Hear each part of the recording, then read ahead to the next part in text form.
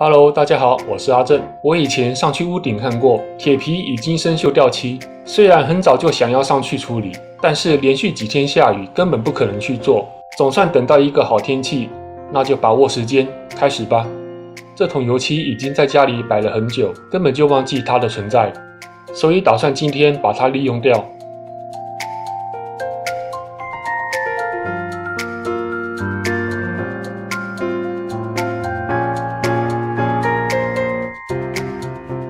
它看起来很浓稠，需要稀释一下。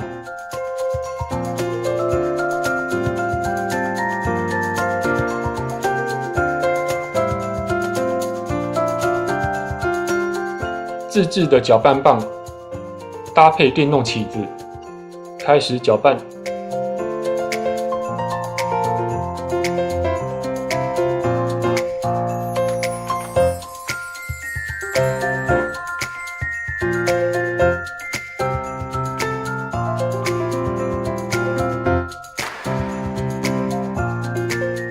现在出太阳，别忘了戴上墨镜。